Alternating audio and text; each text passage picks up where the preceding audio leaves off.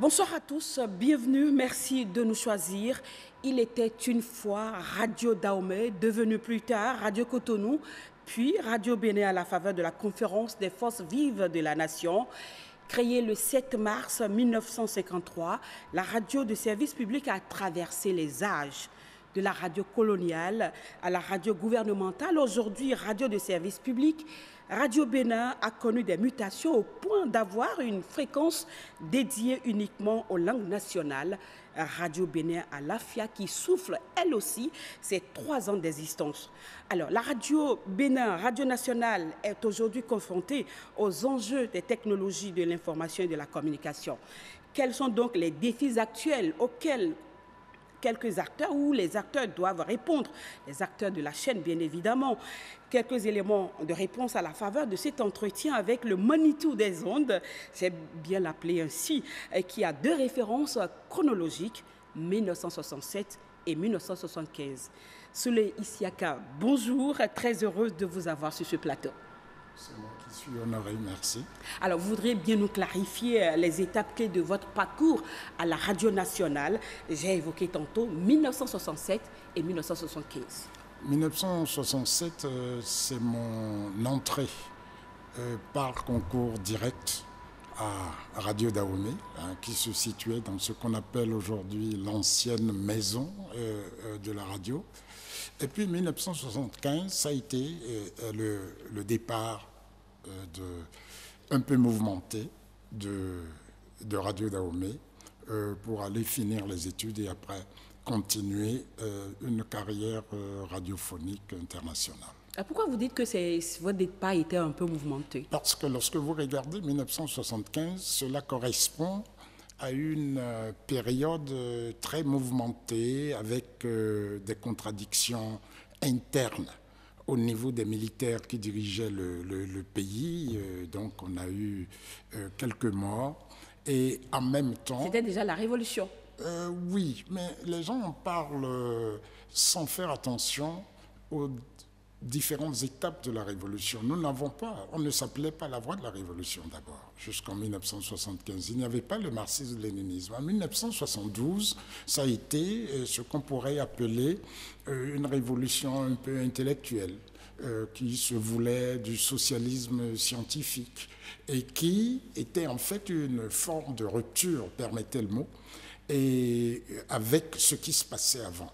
Et donc, ce qui fait qu'il y a eu une adhésion très claire de beaucoup de cadres en 1972. Ce sont les dérives. Et quand on verra qu'un gouvernement militaire est d'abord un gouvernement militaire avant d'être un gouvernement politique, c'est d'abord militaire avant d'être politique. Et donc, certains n'ont pas suivi jusqu'à ce que des contradictions internes au sein de l'armée ont amené peut-être des affrontements. Et ces affrontements-là vont permettre à un groupe de réussir et c'est eux qui iront jusqu'au marxisme-léninisme. Ben avant votre départ de la radio nationale, vous avez été rédacteur en chef et chef service des programmes. Dites-nous quel sentiment vous anime aujourd'hui quand vous écoutez votre chaîne. Que disent notre chaîne? Un sentiment de joie presque, de joie professionnelle, parce qu'on voit là qu'il y a eu beaucoup d'initiatives qui ont été prises, mais également et surtout des générations qui se succèdent. Et les unes avec une forme d'approche débridée de la production de la radio, les autres et surtout les dirigeants avec une idée claire de leur mission, même s'ils n'en ont pas souvent les moyens. Est-ce qu'avec un peu de recul, est-ce que vous avez le sentiment, 65 ans après, que la radio continue de remplir sa mission traditionnelle selon le triptyque informer, éduquer et distraire? Oui, la radio ne peut faire que ça. Si elle ne remplit pas sa mission, elle n'est pas la radio. La deuxième chose, c'est qu'on oublie beaucoup que de tous les médias, là, nous célébrons la radio aujourd'hui sur une télé. On est à la télé. Donc, ce qui signifie que la radio a sa spécificité et que vous n'êtes en train que de lui donner un petit coup de main en consacrant, à l'occasion de ces 65 ans, une émission. On oublie toujours que la radio est le média le plus adapté à notre culture. Et au point où j'avais avancé il y a quelques années que la radio était une extension technologique de la culture orale. Et cette extension est nourrie donc par cette culture. Cette technologie est nourrie par cette culture. C'est d'ailleurs pourquoi la radio ne disparaîtra pas. Nous aurons peut-être d'autres façons de consommer la radio. Il y aura une culture de consommation. Déjà, les enfants, on sait maintenant avec une assurance telle que les enfants de 13 ans jusqu'à 25 ans ont déjà changé partout dans le monde la consommation de la radio grâce au GSM, grâce au téléphone portable. Donc, cette individualisation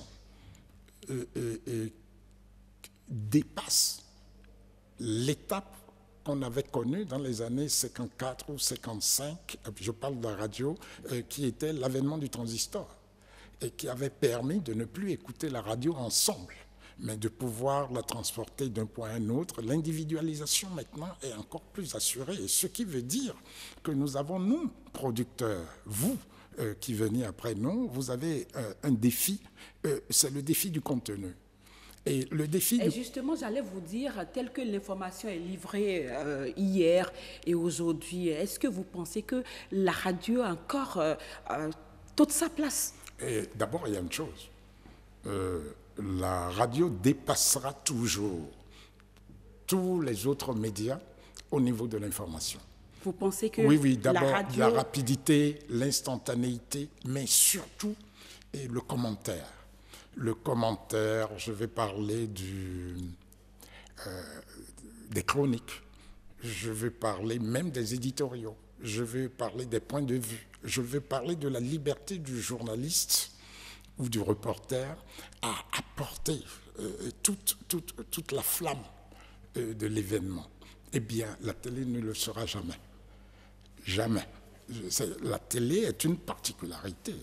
Nous avons besoin peut-être de 6 personnes en tout pour faire une émission comme celle-ci.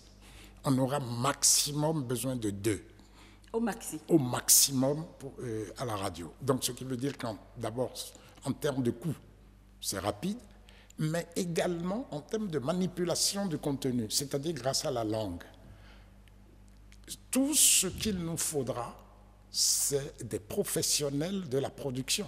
Car le problème ne sera pas est-ce qu'il y aura la radio, tant qu'il y aura la culture orale, il y aura la radio, c'est comment les gens consomment, et c'est là qu'il y a le défi, chers consoeurs. Car vous voyez, le véritable problème, c'est que l'auditeur, pour parler de la radio, l'auditeur a désormais le choix.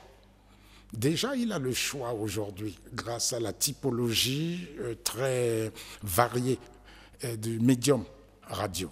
C'est-à-dire, nous avons des radios confessionnelles, donc si vous aimez Dieu, allez-y. Nous avons des radios musiques, nous avons des radios tout info. Et regardez, par exemple, même le Bénin, qui est le pays le plus pauvre en termes de typologie dans la sous-région, parce que nous n'avons pas de radio de femmes, nous n'avons pas de radio-théâtre, etc. Et a quand même la radio culture, Bénin Culture, a quand même des radios orientées.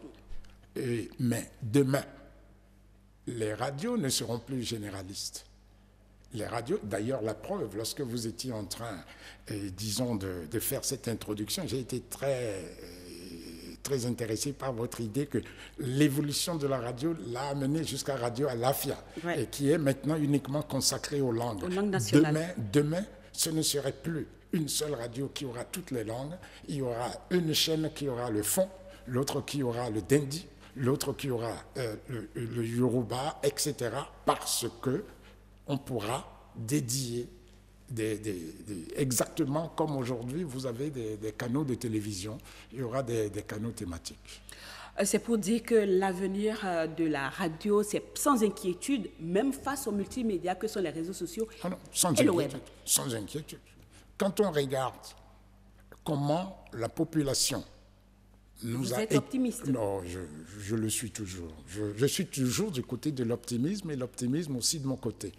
Et vous allez constater que les Occidentaux, qui se croient les champions de la connaissance de l'Afrique, nous avait dit que les Africains n'allaient pas adopter le téléphone portable ou les GSM. Eh bien, là, ils ont eu 0 sur toute la ligne, car ils ont oublié que le GSM est simplement également une façon de transmettre la culture orale. Et c'est fini. Et à partir de ce moment, vous allez voir l'Africain, qu'est-ce qu'il va faire? Il va oublier même qu'il paie. Il va continuer de parler comme s'il était en situation de culture orale, alors que ça lui coûte de l'argent et que ça fait beaucoup d'argent à tous ses fournisseurs. Donc, ce qui veut dire que si le GSM est rentré dans le rural, eh bien, sachez que la radio est déjà en plein dans le rural. Et puis, honnêtement, si vous savez le travail extraordinaire que font les radios communautaires, les radios de proximité, les radios locales, vous ne resterez pas en ville ici et dire que la radio va. Donc, le RTB a raison de créer Radio Bénin Alafia. Pas seulement Radio Bénin Alafia. Le RTB a mis trop de temps pour couvrir le pays. Et le RTB doit installer. Écoutez, la radio, si nous prenons même le simple cas d'un pays voisin qui s'appelle le Nigeria, ils avaient déjà la radio nationale, la radio provinciale, la radio du gouverneur, la radio de la capitale, bien avant la démonopolisation. Donc, ce qui veut dire que nous allons nous retrouver, je peux vous assurer, nous sommes sûrs. Si c'est la radio, ne vous en faites pas, n'ayez pas peur pour nous. Ah, voilà. Quelle lecture faites-vous, Souley Issiaka, de l'impact des émissions radio filmées sur les téléspectateurs ou sur les auditeurs? Non, c'est tout simplement un multiplicateur d'effets. C'est un multiplicateur d'effets, c'est-à-dire qu'on tient compte du fait que les gens ont leur GSM et qu'ils ont un petit écran. C'est en fait, on est en train d'évoluer vers le tout écran. Ce n'est pas la radio qui n'existe pas, c'est l'évolution vers le tout écran. Donc à partir de ce moment-là, on leur donnera aussi de la radio via l'écran. Ça n'empêche pas que ce soit la radio, puisque c'est à la radio. Puisque le message n'est envoyé que de la radio. D'ailleurs, si vous avez constaté, il n'y a qu'une seule une caméra qui est fixée là, et il y a le son. C'est tout. On ne demande pas au gars de gars qui est invité à une radio filmée d'aller se faire plus beau, d'aller se faire... Non. Lui, il ne sait même pas qu'il est filmé. Et l'Internet aujourd'hui? Et l'Internet aujourd'hui vient avec le streaming. Regardez, il y a quelques années, les Nations Unies m'avaient demandé de créer une radio pour la Somalie. Et donc, j'avais été envoyé au Kenya et j'avais créé cette radio qui s'appelle la radio Barkulan, c'est-à-dire sous l'arbre à palabres. J'ai voulu faire de cette radio une radio de paix. Eh bien, on a constaté tout simplement qu'en mettant sur le streaming, c'est-à-dire sur l'Internet, et tous les clans et toutes les parties de la Somalie étaient contactés parce qu'ils se trouvent, eux, au Minnesota, ils se trouvent en Angleterre, etc. Donc, ils écoutent. Donc, c'est un multiplicateur d'effets. Et si vous n'avez pas aujourd'hui une radio nationale, je dis bien une radio de service public, si vous ne l'avez pas sur Internet en temps réel, eh bien, c'est une faute de management. Ça n'a rien à voir avec une histoire d'argent. C'est une faute de prévision. Ben, je vous informe que la radio nationale est sur Internet et écoutée un peu partout dans le monde. Profitez de la publicité. Alors, mais j'ai une inquiétude. Oui. En milieu urbain, la tendance aujourd'hui, on est beaucoup plus porté vers la télévision. Est-ce que la radio n'est-elle pas en perte de vitesse dans les grandes villes? Vous savez, on nous avait dit, et je peux vous l'assurer, j'ai travaillé pour Radio Nederland et je participais aux réunions de l'UER en tant que telle, l'Union européenne de radiodiffusion. Alors, si vous permettez, je dois dire aux téléspectateurs que vous avez été directeur Afrique de Radio Nederland. Oui, j'ai eu l'occasion de l'être pendant plus de 20 ans. Et on nous a dit, mais pourquoi vous cherchez à développer? Pourquoi vous cherchez à développer la radio? La radio est déjà finie. J'entends ça depuis il y a 25 ou 28 ans qu'on nous disait, mais qu'est-ce que c'est que ça? Mais ils sont étonnés que non seulement la radio existe, mais elle existe maintenant en Afrique sous la forme de contribution au développement. Ça, c'est la première chose. De contribution au développement et contribution au progrès. Vous dites, aujourd'hui, écoutez, c'est à nous, producteurs, à vous, hommes des médias et femmes des médias, de trouver le format adéquat à ce qui se passe. Parce que personne ne peut regarder la télévision en conduisant. Et on sait qu'en Europe, aujourd'hui, les grandes heures d'écoute de la radio, c'est dans la voiture. Et quand vous voyez déjà une ville comme Cotonou, le nombre, Cotonou, Porto-Novo, tout simplement, je peux vous dire, j'écoute au minimum 7 éditions d'informations et lorsqu'il y a embouteillage. 7 éditions. Vous avez le temps de zapper. Vous zappez, puisque vous êtes là, vous ne bougez pas beaucoup, etc. C'est ça que les Européens, que les Américains ont depuis longtemps. C'est pourquoi leurs heures de grande écoute, c'est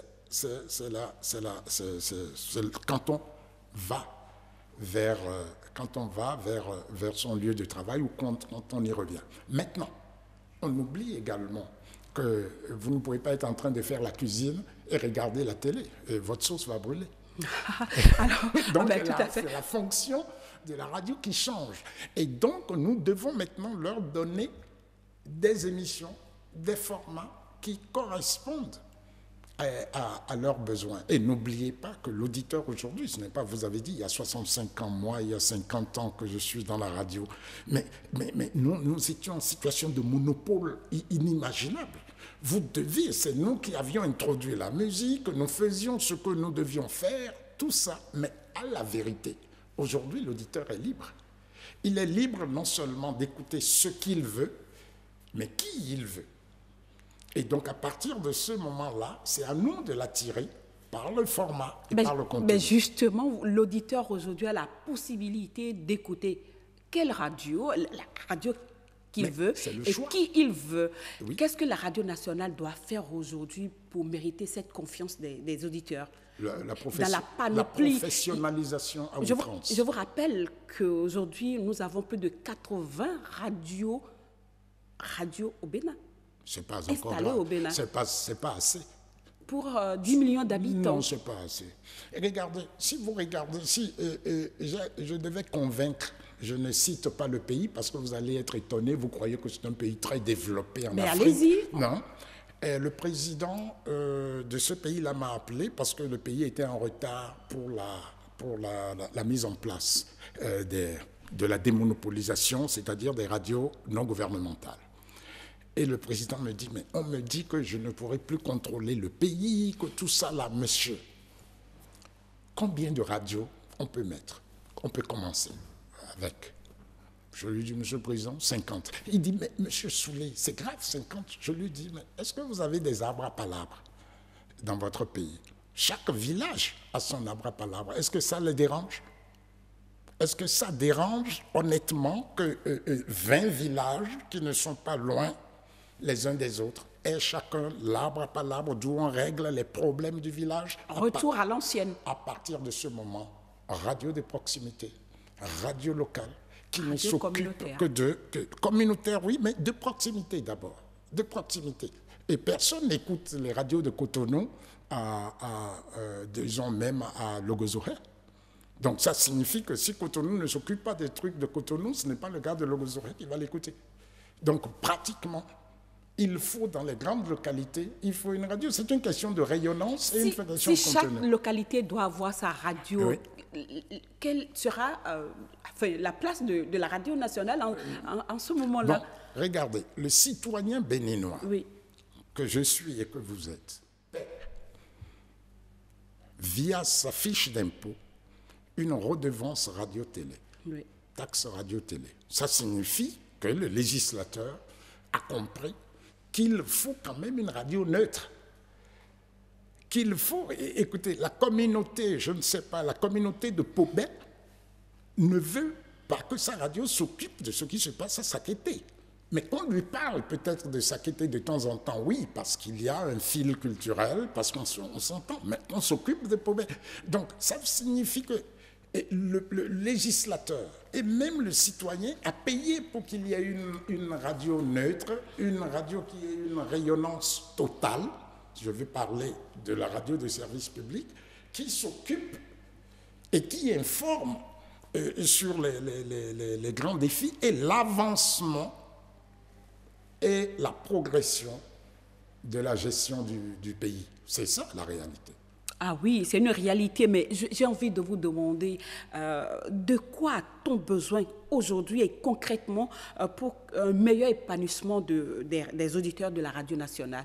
Là, je reviens à la radio nationale. Mais c'est que vous Puisque devez... si chaque localité doit avoir sa radio de proximité, personne n'écouterait la radio nationale. Qu'est-ce que la radio nationale doit faire aujourd'hui pour accrocher beaucoup plus d'auditeurs? Vous êtes pessimiste quand vous dites que l'auditeur ne veut écouter que sa radio locale. Non, pas du tout. D'abord, les radios locales n'ont pas de diffusion d'horaire totale. Donc, ce qui veut dire que c'est de telle heure à telle heure, etc. Et puis, on est peut-être de chez soi, mais on est aussi citoyen d'un pays, de notre pays, de ce pays. Alors, à partir de ce moment-là, ce qui va se passer, c'est l'offre qui va être le vrai problème de la radio nationale, de radio de service public. La radio de service public est en pleine mutation. Le contenu, vous voulez dire le contenu de son programme. Mais également la professionnalisation.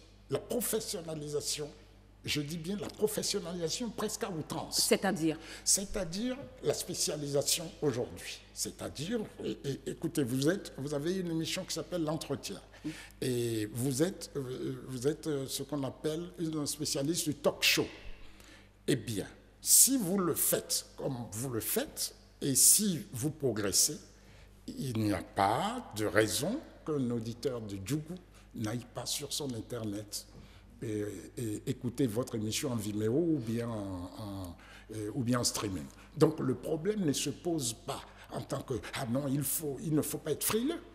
Il faut tout simplement être innovateur. Et c'est peut-être là le défi de la radio de service public, car n'oubliez pas que vous êtes la seule radio actuellement qui ait le plus grand nombre d'auditeurs? Non, d'auditeurs certainement fixes, oui. Parce qu'on couvre tout le territoire national? Non seulement, mais vous êtes aussi la seule radio qui a le plus grand nombre de concurrentes. Parce que lorsque vous êtes à Ouessé, vous avez la radio locale de Ouessé qui est votre concurrente, sinon que c'est vous qui concurrencez Ouessé. Donc, l'auditeur, il n'est pas bête. Il va faire lui-même sa propre grille d'écoute. Comme vous avez votre grille des programmes. Tout à fait. Et donc, quand vous devez être présent à côté des radios locales parce que le citoyen a payé pour vous. C'est ça la vérité. Et donc, ça signifie que nous ne sommes pas là à avoir peur, mais il n'y aura pas de radio. Non, nous allons vous offrir également, il faut penser la radio de service public en tant que radio complémentaire. Radio complémentaire. Et vous, après tant d'années de service, tant d'années passées au service de la radio, est-ce que vous pouvez nous dire si un journaliste radio peut être comblé par son métier? Oui, j'en suis l'exemple palpable. Ça ne court pas les rues, hein? Non, ça court les rues, c'est tout simplement lorsque vous faites le mauvais choix au mauvais moment. Parce qu'il y a toujours, si je ne me suis pas retrouvé dans des postes de direction nationale, etc., ce n'est pas parce qu'on ne m'a pas, ce n'est pas faute d'avoir été, disons, sollicité. Non, c'est tout simplement parce que je me suis toujours vu comme quelqu'un qui ne fera que ce métier et je ne suis pas intéressé par l'administration puisque je sais les problèmes que je cause moi-même aux responsables administratifs qui sont souvent d'anciens collègues. Vous avez su tirer votre épingle du jeu puisqu'on considère que le journalisme, en tout cas, c'est un métier des pas perdus aujourd'hui. Non, ce n'est pas un métier des pas perdus puisque demain, d'ailleurs, ce sera un métier de spécialisation. Donc, il ne serait pas question d'être généraliste, et merci de l'avoir dit tout à l'heure. Et donc, si vous êtes spécialisé, vous êtes respecté. On dit souvent que c'est au bout de la vieille corde qu'on tisse la nouvelle. Sous les Isiaka, c'est 50 ans de métier, toujours actuel. Vous avez dirigé Radio Nederland Vous êtes promoteur de Radio École APM. Vous êtes aussi formateur. Vous avez certainement un secret dans le métier que vous allez partager avec nous pour finir cet entretien. Le vrai secret, c'est d'avoir la passion de son métier. Et le métier vous le revaut. C'est simple. Le métier renvoie l'ascenseur. La preuve, c'est comme une forme de renvoi d'ascenseur de la part du métier, le fait que je sois avec vous. Aujourd'hui, pour célébrer les 65 ans de notre radio nationale. Et le métier, j'ai l'impression qu'il y a une âme, il y a une dynamique. C'est un peu comme la démocratie au Bénin, qui a sa propre dynamique d'évolution, et quels que soient les dirigeants, quelles que soient les générations, on ne réussit pas trop à lui tordre le cou au moment où on sait que tout ira à volo, et puis ça émerge, ça revient. Et c'est ça le métier de radio, ça revient. C'est un métier qui vous habite. C'est un métier qui se consacre vraiment à lui. Et vous le revaut. Et je peux vous dire que jusqu'à présent, j'ai encore des gens qui me suivent depuis, je pense, 1967. Merci à vous, Souley Isiaka. Mais je n'ai pas fini. Une toute dernière question. Lorsque vous regardez un peu l'environnement médiatique béninois, est-ce que vous êtes fier de ce qui se passe? Juste en quelques secondes. Comme j'ai la chance de voir ce qui se passe dans les autres pays, il n'y a pas de raison, chers consoeurs, il n'y a pas de raison de désespérer. Merci pour votre disponibilité et à très bientôt. À très bientôt, merci.